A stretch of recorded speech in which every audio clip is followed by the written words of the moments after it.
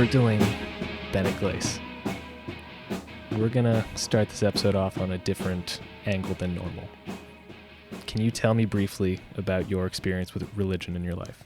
So for me, I was born and raised Catholic, CCD, the whole 9 yards. I was never confirmed because that's when my sort of family stopped going to the church around that time. But what connects me to silence in a very personal way is I went to a Jesuit high school. I'm not going to reveal the name, I guess. But if you know, in the Philadelphia area, there's not that many Jesuit schools, so you can probably guess. And so I was never devout ever, I don't think. I mean, as a child, I'm sure it just sort of plugs into your good and bad morality system with being scared of God or having some sort of guilt over your actions. But I think it was almost going to Catholic school that made me into an agnostic or an atheist, which is not what you think would happen. But the Jesuits are so sort of honest in their zeal for education that they're sort of notorious for creating as many agnostics and atheists as they do devout Catholics, which is interesting. Bennett, first off, how are you? I'm doing all right. This is it's an intense movie that I've not stopped thinking about since the first time I saw it. So watching it several times in the last week has definitely got me, I don't know, in an interesting headspace, thinking about faith, thinking about the world. So do you want to give us a quick background of where you come from on this front? Yeah, I was also raised Catholic, though I didn't go to any Catholic schools. I think much to my very Catholic grandparents' chagrin, I think they really wanted me to go to the same Jesuit school route, and I think they probably would have even paid the tuition. But yeah, my mom's family is very, very Catholic. Like my dad converted to so as to be able to marry her. I was confirmed, but yeah, no, after that kind of fell off. I mean, I don't know that it's like something that I'm gonna like grow out of, the feeling of like Catholic guilt. I think the one thing that came across strongly in my Catholic upbringing, and I think this is probably pretty consistent amongst people who are like just kind of sort of Catholics, is the whole notion of like hell and damnation and sin and suffering and all of that is very strongly communicated and tends to resonate with you as a kid, or at least it did me. And that's the sort of thing, you know, tough to imagine ever fully growing out of that. You know, you watch a movie like Silence, and it's hard not to be moved if you have, I don't know, any inkling of Catholic guilt. So, Bennett, before we started recording, you mentioned that you saw this film in an empty theater for the first time. What was that experience like? Because I can't imagine seeing this with just no one around you. It was just me and my brother. It was interesting. I mean, I really would like to see this on the big screen again, because it's such a massive sensory movie. The scope of it is really enormous. I just remember the opening. It opens with just the sounds of like nature, the sounds of like cicadas and crickets and stuff. And in the theater, that was like deafening. A really, really incredible experience. But yeah, no, I don't know. It sounds hacky to say it was like sort of a religious experience, but this very like intense, like Catholic homework sort of movie, with like basically a private screening did sort of feel like, I don't know, convening with something. Yeah, and my experience was very similar, where I saw it at a pre-screening, and I was going there, and I was like, oh my god, I'm gonna see all of these film critics. This is gonna be so exciting. Oh my god, this is like my first industry insider moment, quote, you know, quote unquote. And I got there, and there was like 10 people in the theater, and there were like a lot of begrudging writers there who didn't really want to be there, it seemed like. A lot of other people who probably weren't looking to watch a 3-hour movie at 10 in the morning. Exactly, yeah. All right, so we are here today. We're doing part 2 of our split picks on Martin Scorsese. So we recently covered The King of Comedy, which is 1982 with Robert De Niro. And today we are looking at a religious epic, which is the third of Scorsese's religious epics. So for a bit of background, I mean, in 1989, Martin Scorsese read Shusaku Endo's novel called Silence, which was published in 1966. It's a book about Catholic missionaries who were attempting to bring an outlawed Christian religion to Japan in the 16th century. Before we go deeper into that, Bennett, I'm going to ask you to just give us a quick rundown, 1 or 2 minutes, on Scorsese's career between The King of Comedy and Silence, because this is a man who has made a lot of important films, and 1 or 2 of them were made in that, 34-year stretch? Don't check my math. Yeah. So he followed up The King of Comedy with After Hours, kind of his most overt comedy. Then he did The Color of Money, which is kind of I don't know, maybe some people would call it a sellout picture, some people would call it a one for them. It's a pool movie, a sequel to The Hustler with Tom Cruise and Paul Newman. Great movie. Then he finally made his passion project, The Last Temptation of Christ. If you haven't seen it, Willem Dafoe is Jesus. That's all you need to know. Then he made Goodfellas, which was probably, it got him back in kind of the Oscar good graces, famously lost Best Picture and Best Director to Kevin Costner for Dances with Wolves, which would kind of start a narrative that would follow him for the next like decade and a half, that he was overdue at the Oscars and was kind of disrespected generally by the establishment. Did the remake of Cape Fear after that, kind of another trashier one for them sort of a movie. Does The Age of Innocence with Daniel Day-Lewis, very, very underrated picture, and what I would recommend to anybody who thinks he's just a mob guy.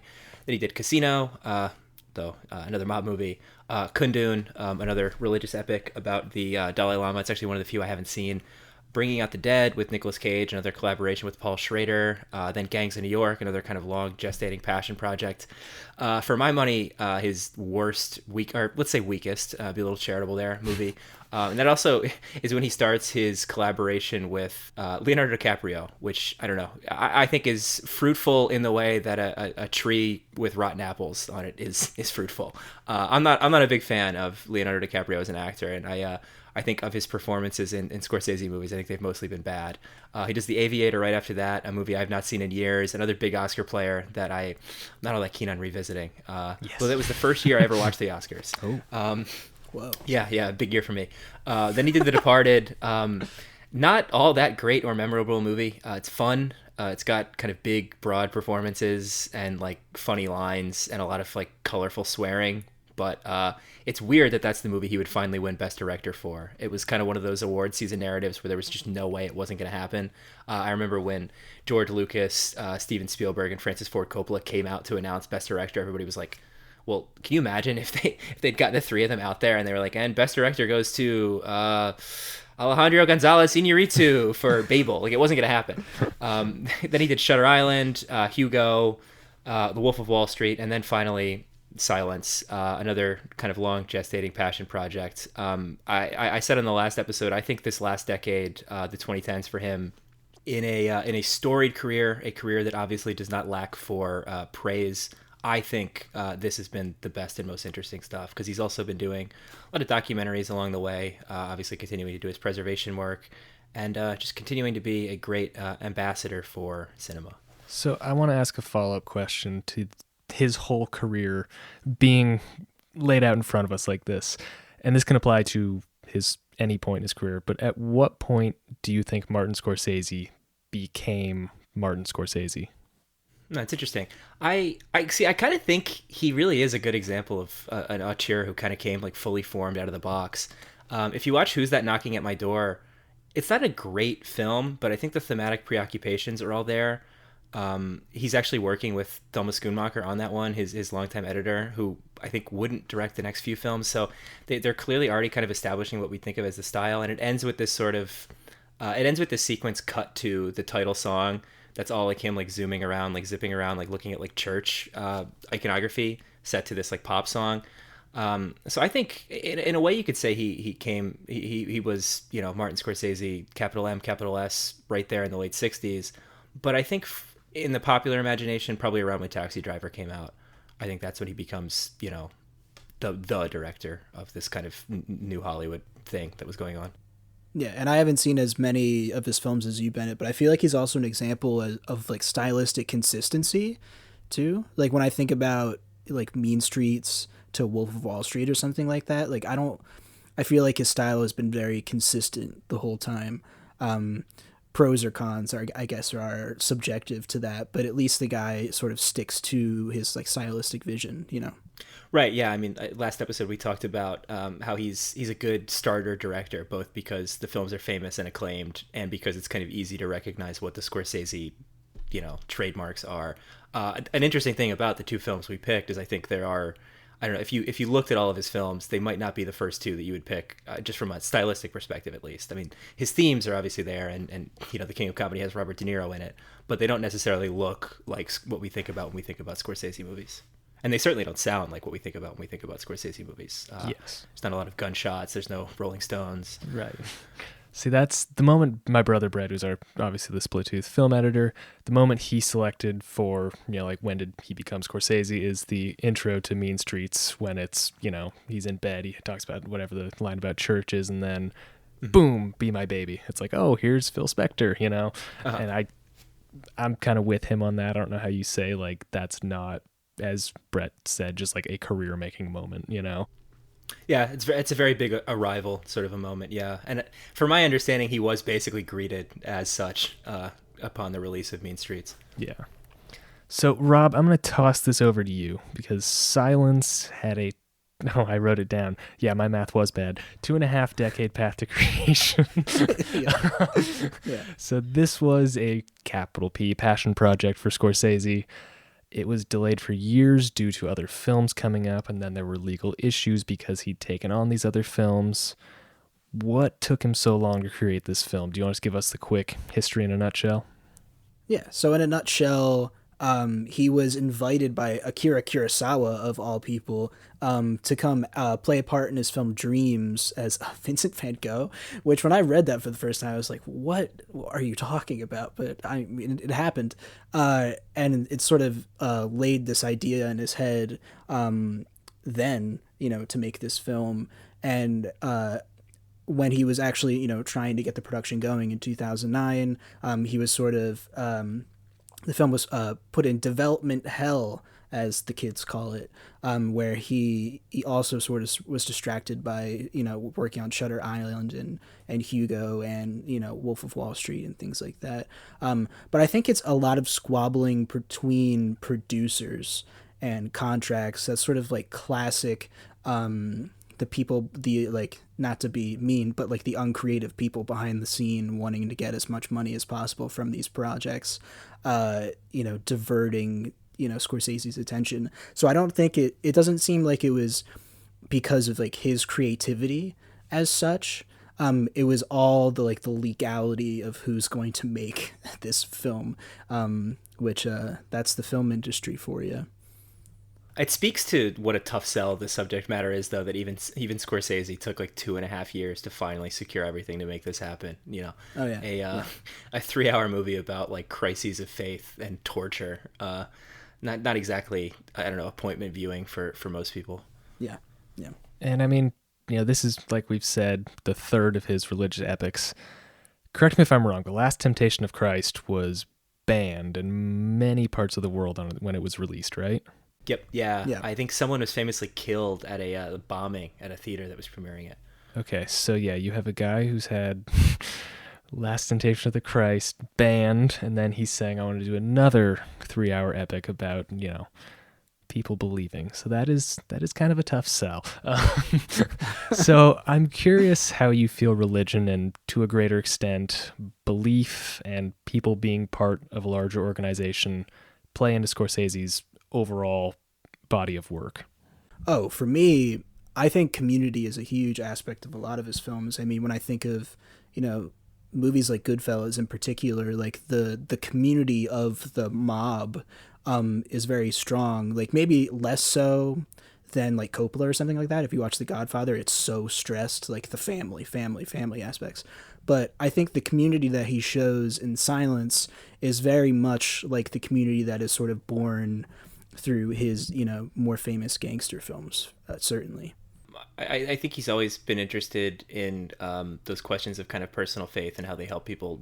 There's the sense of how they build a community, but I think there's also the sense that personal faith can be kind of alienating too, particularly in movies like this one and in Mean Streets that have kind of a first-person narration where we can kind of see someone literally like doing the work of trying to reconcile their actions with their beliefs and stuff like that. I don't know. I think he's someone who understands that it can be both a beautiful communal thing and also a really kind of painful, alienating thing. And I think that's one of the sort of in bold ideas that I have about this film is that he strives for this sort of like cinematic honesty and how he presents these scenes. Like on the one side, he shows the love that's sort of present at these masses, even though they're secret, and the baptisms and the looks on people's faces when they're, in the presence of the priests, like it means so much to them. But he also stresses so much on the other side, the like death and destruction that these priests bring, how they're tied to colonialism, in capital letters, and they're sort of soldiers in this cultural war from, you know, Europe against Japan.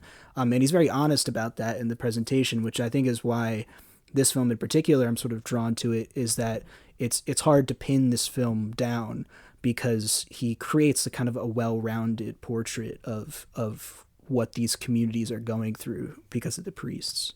It's rare that you would go to a United Artists Theater and see a film that includes so many long scenes of just kind of people outlining their personal philosophies and people having debates like this. And yeah, I don't know, to your point about like honesty, there's an objectivity to it too. We sort of, we're shown the whole picture. We're shown everything good that the priest presence in Japan can bring, and everything bad.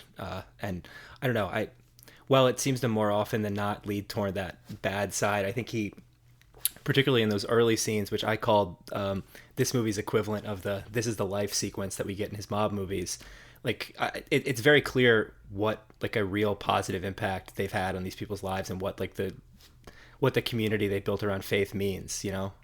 So jukeboxes and accents aside, so many of his films follow the same trajectory, form, and style.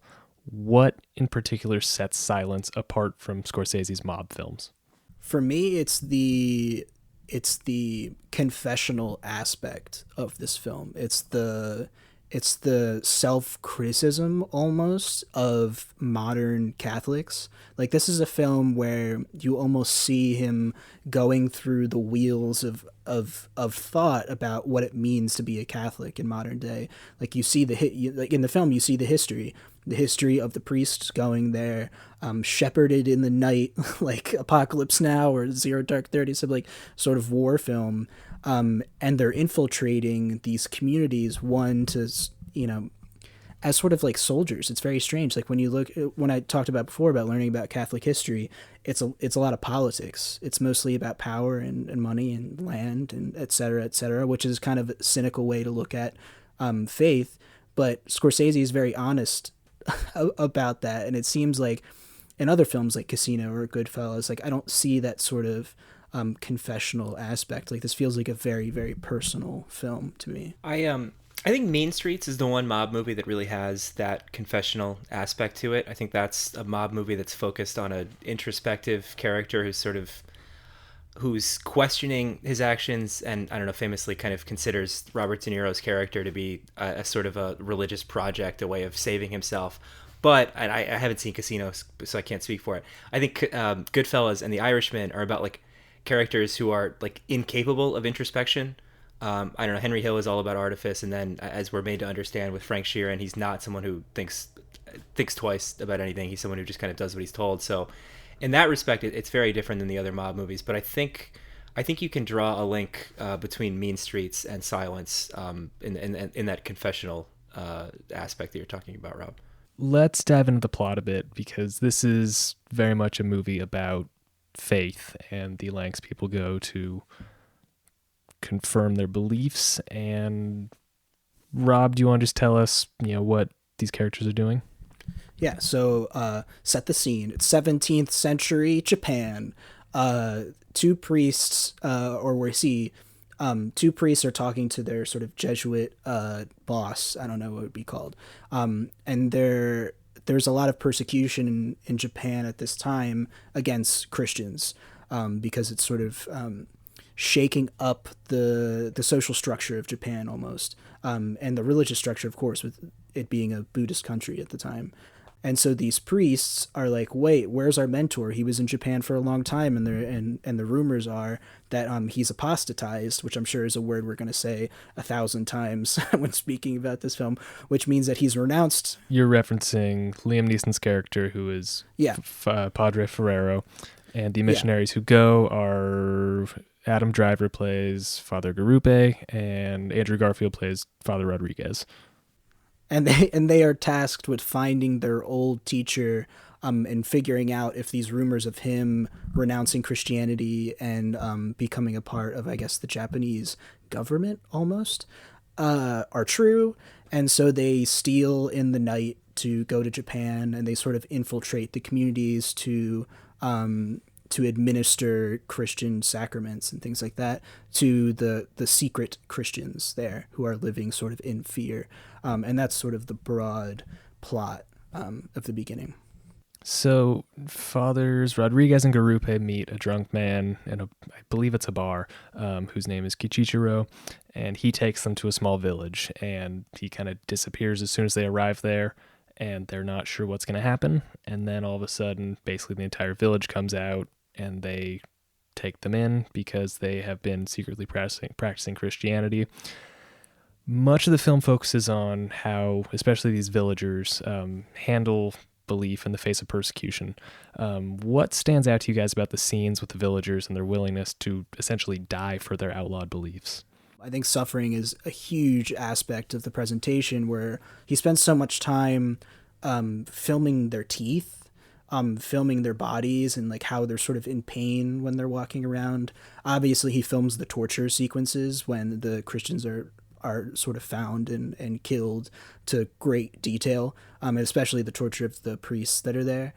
So I think when he's filming the people in these early sequences, yes, he really stresses the happiness and joy that they get from the priests being here, but he makes a huge stress on their pain and how they are trying to use the priests as sort of like a balm for that sort of existential and actual, like, concrete physical pain, which is what Ben and I talked about before, is very Catholic.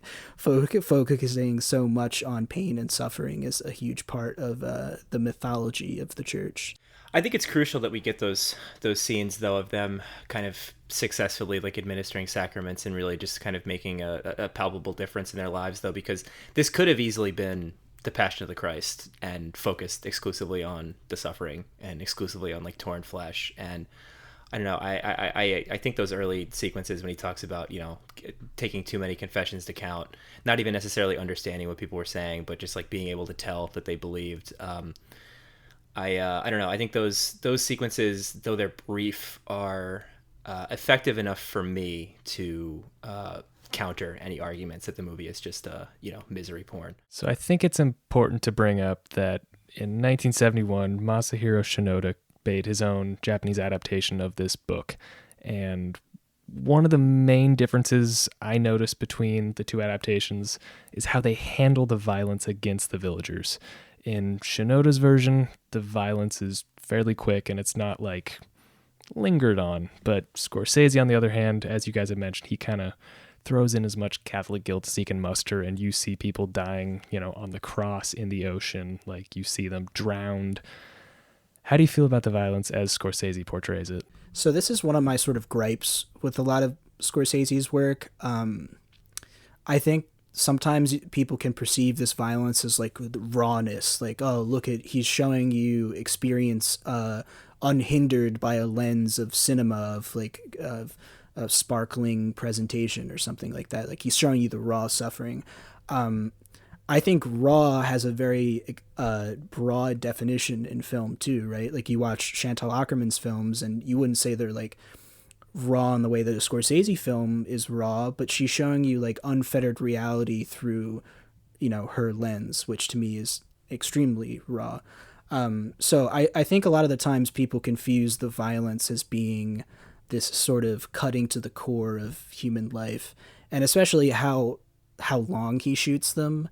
I grow kind of tired of it, but it also is sort of I guess, very Catholic, obviously, with how much stress is put on Jesus's crucifixion and also through the history, the killing of priests and becoming martyrs and saints. Like, it feels like those moments where the film is like, oh, these are the martyrs of the Japanese Christian religion, so we're putting a lot of stress on this at times. But I think it's complicated. I don't think it's that simple, because he also shows sometimes how silly the deaths are, like the death in the courtyard of a prison. So at one point, Andrew Garfield is brought to this sort of compound with Japanese officials, and they're trying to force him to apostatize, to give up Christianity.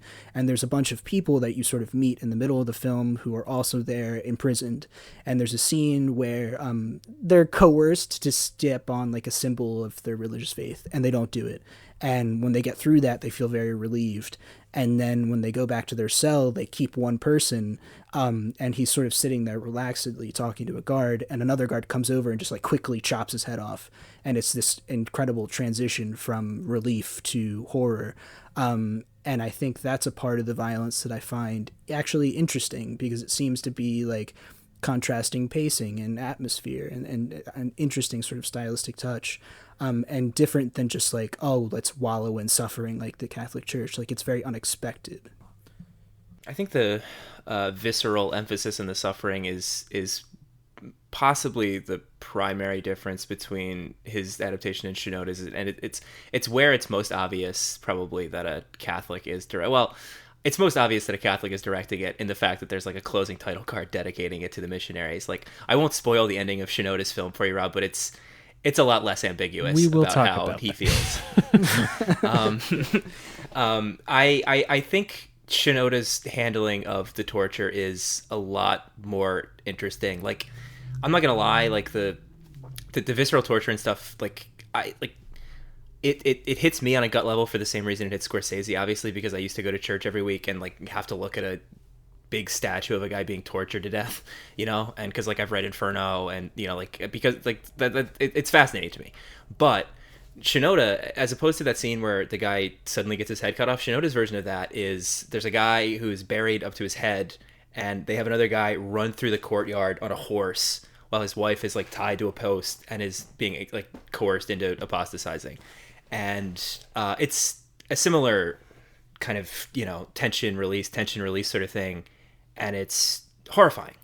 And the guy doesn't get his head right over, but it's still, you know, I don't know, that for me it's more effective than any of the I don't know, kind of on-screen torture we see in Scorsese's film.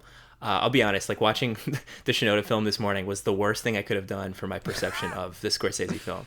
Like, geez.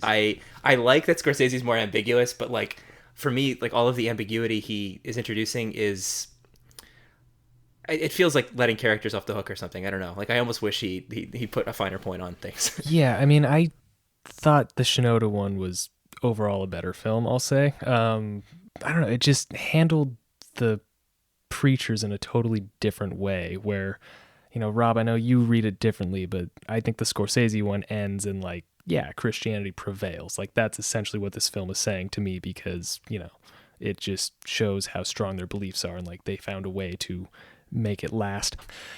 So yeah, the main difference is that in Shinoda's version, like, it's about crushing Andrew Garfield's character, you know, Father Rodrigues. And in both, they do use the villagers essentially as pawns. Just, you know, they tell them, oh, it's only a formality. Like, you just need to step on this and then you'll be let free. And half the time they end up killing those people, even after they've renounced their religion, just to get under Father Rodriguez's skin and just say, like, it's not about what they do. It's, we need to show a padre renouncing their religion as a message to the people. And I don't know, it seems like they allow Andrew Garfield to hold on to his faith a lot. But in the other version, he is absolutely crushed by the end. Like, there is no turning back to religion for that man. I mean, Bennett, did you read that similarly? Yeah. No, absolutely. I saw it as the Japan had fully killed any Christian impulse in him. And I also, I again, I won't spoil the precise nature of the ending. I saw the ending as taking a pretty like blunt anti-colonial stance in a way that Scorsese doesn't. Again, maybe because of too much, I don't know, sympathy, closeness for the European characters. Yeah, that's a part of this film that's very infuriating, especially putting AMDG at the end of the film, Ad Maiorem Dei Gloriam. It was the motto of my high school. It means for the greater glory of God. And putting that at the end of the film after you just illustrated how awful colonialism is and how religion is often the actors of that colonial pressure and through death and destruction. I just thought that was so I don't know, almost like offensive. Like, I thought that, like, ending the film like that for Scorsese was just like, what are you doing, dude? Like, that's such a... So, Rob, I'm going to gonna challenge you on this because Yeah. Scorsese is obviously a very religious man. Hmm. Bennett, you mentioned before we started recording, what did he want to do before he became a filmmaker? He thought about becoming a priest. Actually, he is much like I said, whatever the term is for somebody who fails or drops out of the seminary. He was one of those, like your teachers. Right. So, Rob, I mean, I don't know how you can see this as saying Christianity is bad because he is very much, in my view, coming at this as the awesome power of religion as a whole. And they even, in talking with the higher ups in the Buddhist church, they kind of say, like, well, it's all the same God, but Christianity is the bad one. And he kind of has to accept that it's just like, I can't push this on these people, but no one really loses their faith. So how can you see this as a damnation of Christianity? I don't think it is. I think that's the issue with it. I think he shows you all of the historical facts and like events of things that sort of happened, but he's still able to reconcile all of that violence and horror with this is how strong the faith is of Catholics if they're able to endure these sort of things or endure this history even, and still be faithful. That's the parts of the film that I sort of deviate from, and I think it has to do with Father Rodrigues as well. Is it's unclear whether he learned anything from any of these events, which is very infuriating, but also kind of interesting because, not to spoil it, but he keeps his faith in the end. And when you see the ending, there's like a tangible thing that you see that's like, oh, he still believes. And I want to scream at the guy, like, after all of the things that you've been through and seen and done, that it hasn't shaken or expanded your perspective at all, which I think could be perceived as, oh, that's the power of Catholicism. But on my end, it's like, wow, how limited your perspective, or how rigid you are in your perspective. I think that's like sort of a personal take on the film, but I think Scorsese comes at it from a different angle, which is one of the parts of the film that I find really maddening. So, I mean, I think his perspective has at least changed, though, in the sense that he no longer has the suicidal impulse to proselytize, and worse than suicidal. I mean, he no longer has the destructive impulse to proselytize. I don't know. I mean, I guess Scorsese comes down on the side of like that being the best possible conclusion for everybody is just, yeah. Father Rodrigues keeping his faith personally and, I don't know, leaving the people of Japan be. I don't know. I mean, whereas the ending of the Shinoda one is really like angry and defeatist. I mean, the Scorsese one really does seem to end on this kind of hopeful note. I think also it's a film that really, and I've talked before about loving films like this. It's a film where I think definitively within the diegesis God exists, and I'm not just talking about the voiceover that we hear, which is it's Kieran Hines' voice. I'm kind of surprised they didn't go with Liam Neeson's voice, considering, I don't know, his. Can you explain who he is in the film? Oh, Kieran Hines plays their I don't know, their boss back in Portugal, the one who kind of sends them on the mission to Japan, and then Liam Neeson is their teacher who has possibly apostatized and taken a Japanese wife. Spoiler: he has in fact apostatized and is living as a Japanese man.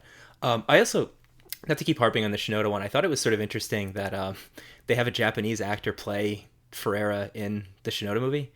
An interesting touch. Yeah, I don't know. It might have just been a like a concern of the production, but I don't know. Either way, I think it's kind of powerful to have, like, I don't know, just an actual Japanese guy playing Ferreira, like having his assimilation to the culture being portrayed that way. But sorry, as I was saying, the film, I think, suggests that God sanctions the mission in a way, because when that great sequence of them first arriving in Japan, which I think is something the Shinoda film lacks, is the kind of arrival sequences.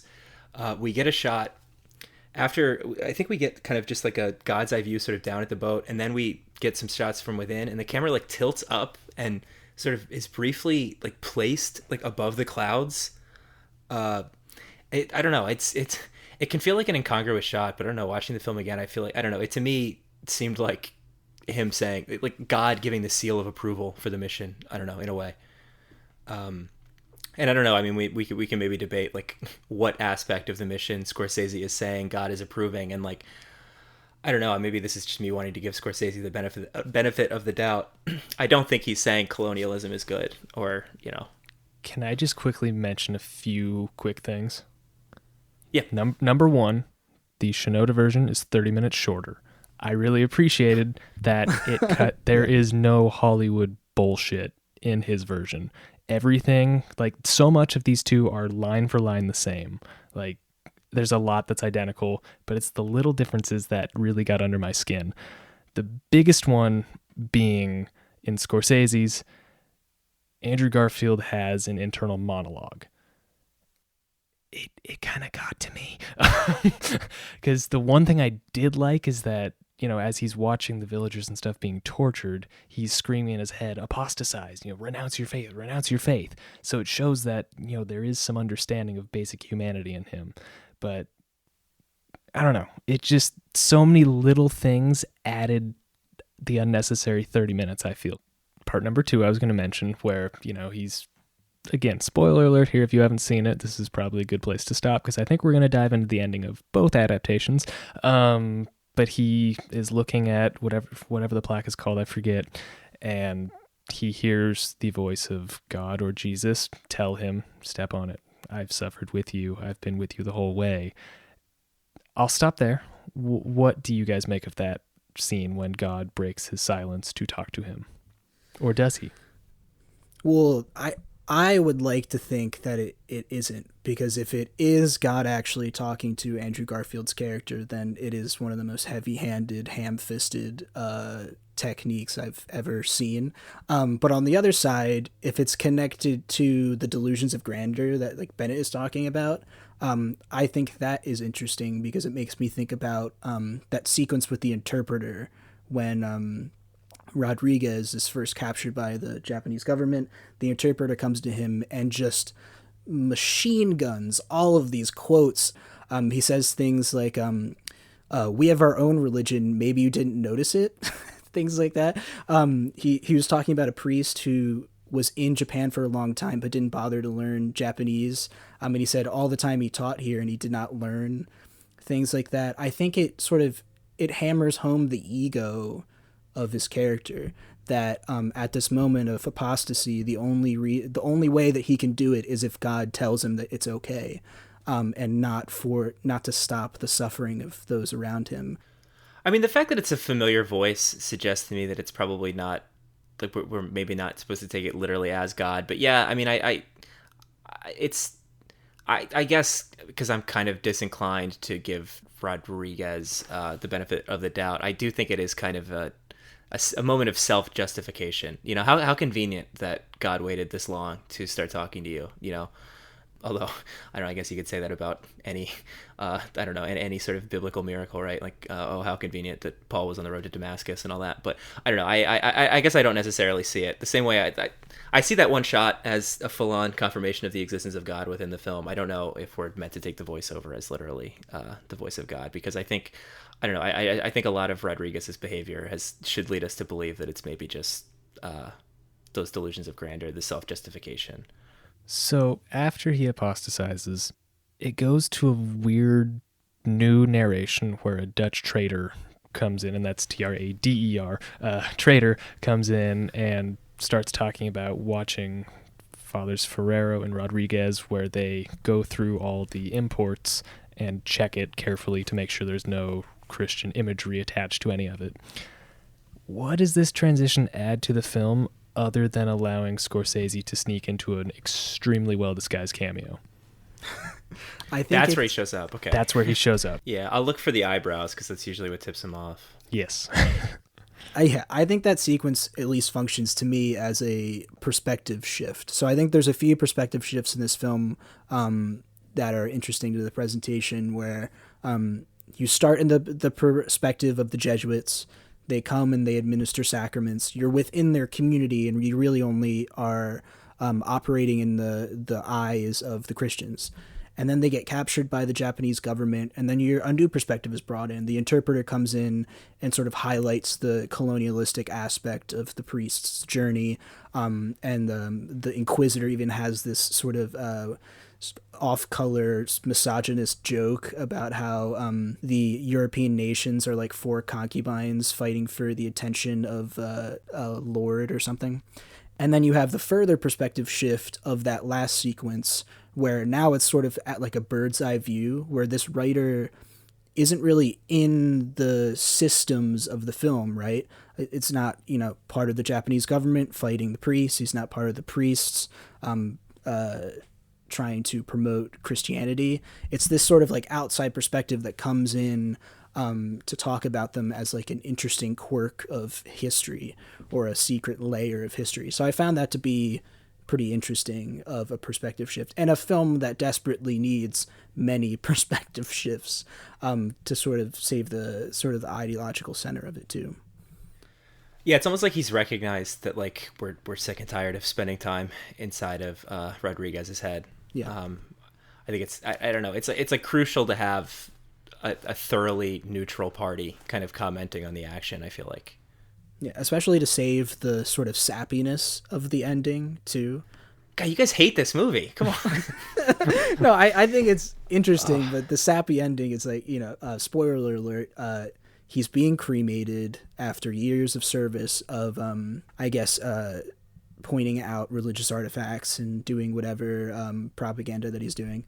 And then he's being cremated, and there's that zoom in shot, and you realize that his Japanese wife slipped in a cross to his hands, and that you realize, oh, he's been faithful all along. It was the crucifix that one of the villagers gave to him, right? Before he was put on the cross in the ocean. Yeah.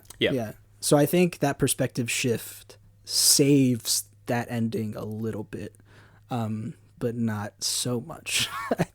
Before we go into the end, Bennett, I do want to compare the last shots of both adaptations because they're so drastically different. But we mentioned the Inquisitor. I have to ask about his voice because I read the New Yorker's review and they were like, yeah, it's a fairly good movie, and then the Inquisitor just starts talking. He sounds like a character from Mad Magazine. Oh, I love the Inquisitor. I don't know. I think he's such a great character. He's having a ball. I don't know. He's kind of like Faye. He's very fussy with like the fan and stuff. Or when he's like covering his mouth from all the dust. Yeah, I don't know. I like his vibe. I don't know. I like everything about the guy. I don't know. It's just like they tried to make him funny, I thought. I thought it worked. Did you? Yeah. I don't know. It just felt strange to me. To me, it adds a very much needed reducing of the seriousness of like Rodriguez. Like when Rodriguez comes in and he has all of these spiritual ideas and he's ready to argue. Like he even at one point says in the compound, "Take me to the Inquisitor. I'm ready to like do battle." Like ideologically. And they all laugh at him. Yeah. And they all laugh at him because it's like to them they realize that this is very much like geopolitics, but to him he's like, "Oh, I'm ready to talk about how awesome Jesus was and how great the saints were." And the Inquisitor's like, "Dude, we know on the grand scale while you're actually here, we're not going to have this sort of like spiritual debate."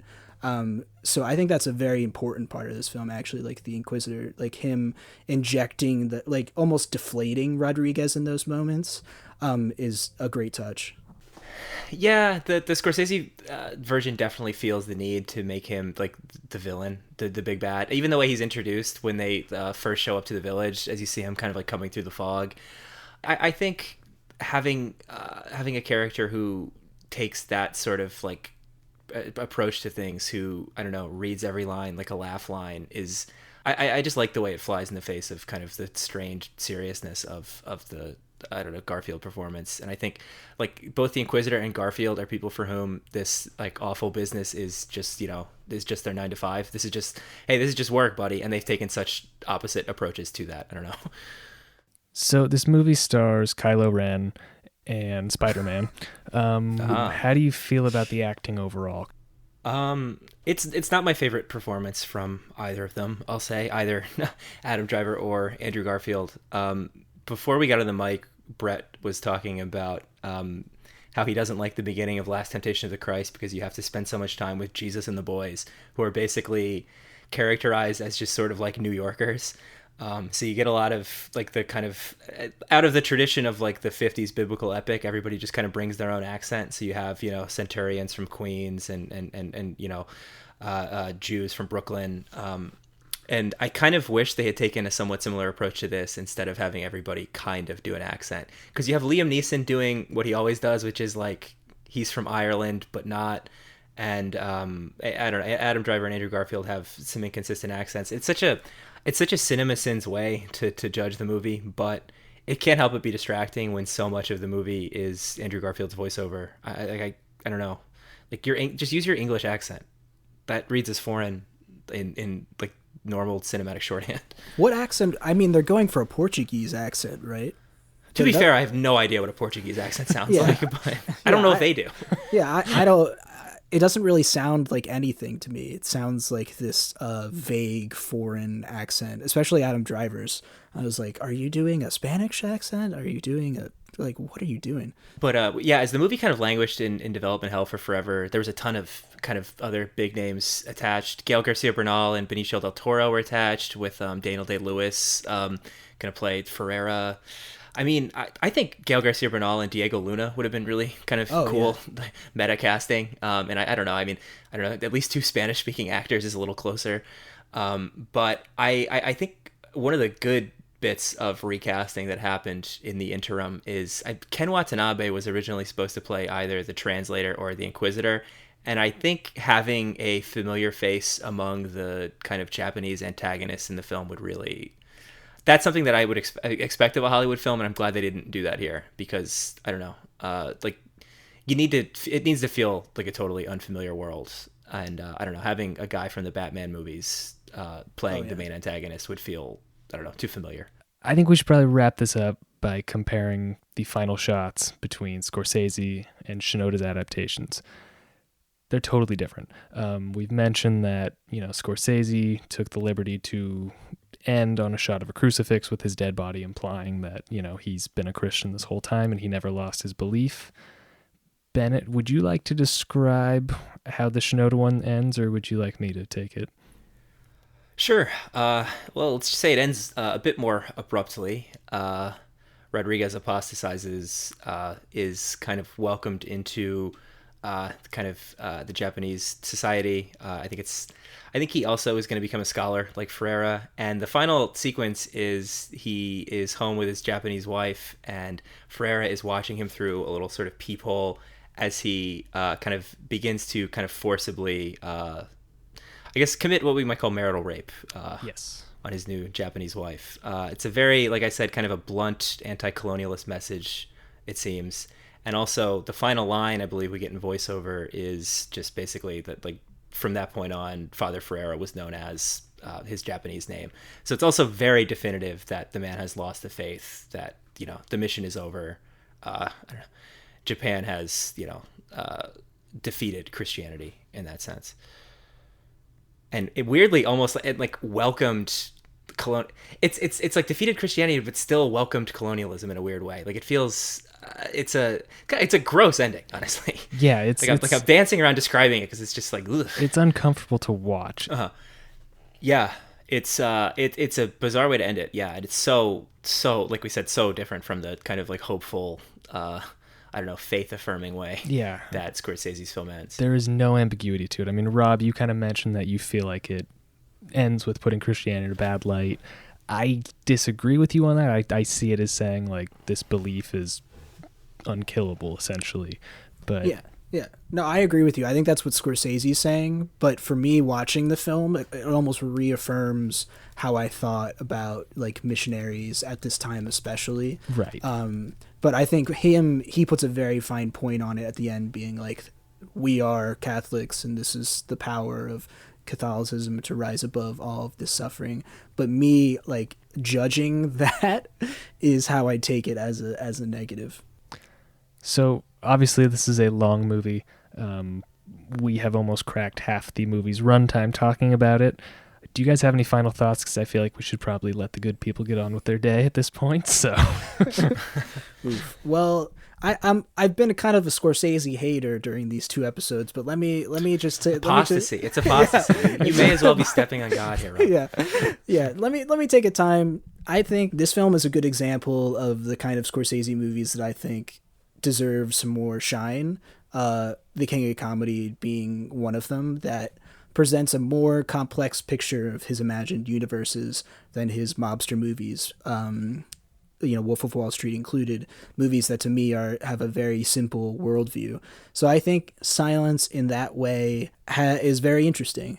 But in the other way, I think the film has a lot of the issues that I find a lot of sort of modern Catholic rhetoric has, where they're saying, yes, we have this horrible history filled with violence and death and prejudice and horror, but our faith is enough to rise above that. And I find that to be a really almost like flippant disregard of people's suffering throughout time. And so when the movie ends like that, I see Scorsese being like, yes, faith is powerful, this is awesome. But for me, I'm like, wow, that is how it should end, if you can still keep, your Catholic faith while understanding the history of missionaries that go to Japan and wreak violence and destruction in their wake. Well, I would say that I wouldn't call the film flippant in its attitudes, at least not personally. I mean, for me, this is a film that I've now seen, much like The Irishman. I've seen it too many times for a film this long. How many? I think I'm on 6, Good maybe Lord. 5. But it's also like one that I've watched like bits and pieces of quite a lot. I mean, it's a film that I can't shake. Both, there's images and sequences that stick out, and the questions it raises, though it seems to kind of reach a sort of definitive conclusion for its main character. I think the conversations its characters have, are left very, very provocatively open-ended for you as a viewer. And I mean, obviously, as someone with some experience with Catholicism, it's maybe a little bit easier to get into for me. But I think for anybody, if you like other Scorsese movies, I'd say give Silence and the King of Comedy a chance. Give all of them a chance, because they were all directed by the same guy, and some of the things you like about Goodfellas or Taxi Driver are also present in The King of Comedy and Silence, etc. I joke about it basically amounting to apostasy, but I mean, I do really think he's definitely the best of the new Hollywood directors, and I think, I mean, for being as consistently excellent as he's been for so long, I think if you're making like a Mount Rushmore of American directors, I feel like there's no way he's not on there. Alongside, I don't know who else, Brakhage, Cassavetes, Maya Deren. It would probably have to be like an 8-head Mount Rushmore, but I think he'd probably make the 4. It would certainly be in the 10 for whittling it down, I think. But yeah, folks, watch Silence. It's not a film that I don't know. It's not a film that leaves you I don't know, feeling settled. It gives you a lot to think about. All right, so you know where we're going next.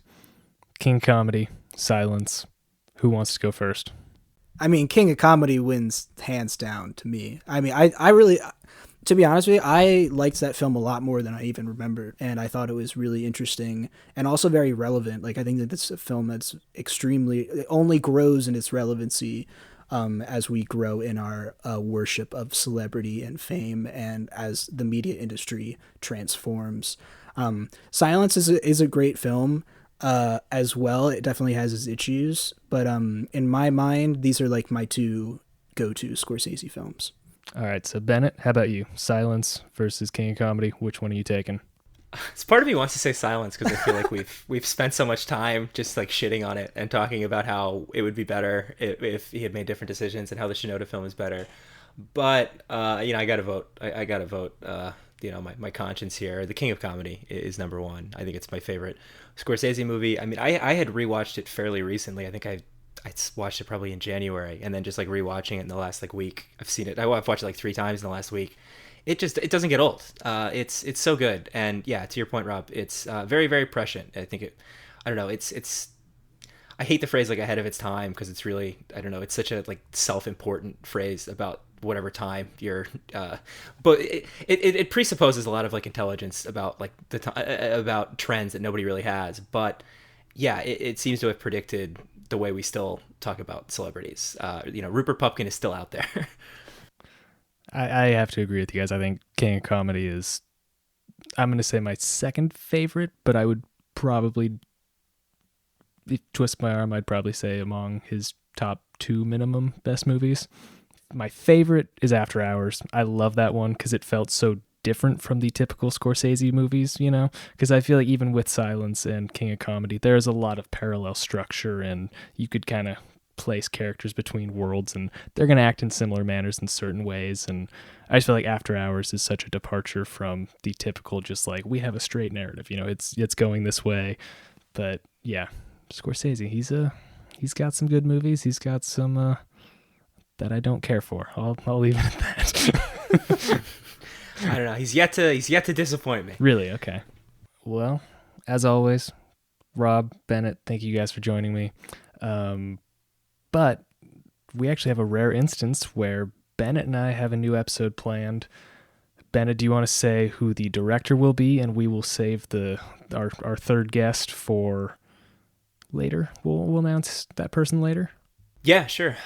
Folks, stay tuned for the next episode of Split Picks, where we'll be talking about 2 films, possibly 3, from the great genius of silent comedy, Buster Keaton.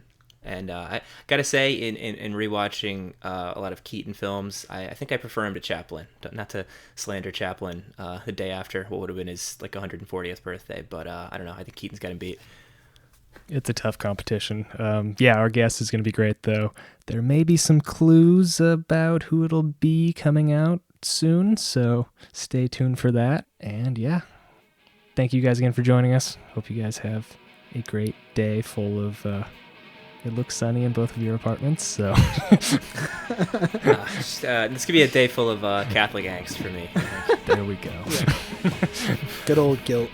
All right, well, I'm Craig Wright. You've been listening to Split Picks. This is our first special 2-parter episode. That's all we've got for you today. So as always, thanks for listening. We have Synesthesia coming back soon. Art House Drive-In Season 2 is coming back soon. Stay tuned. We have a ton of great stuff planned for you. We'll be around.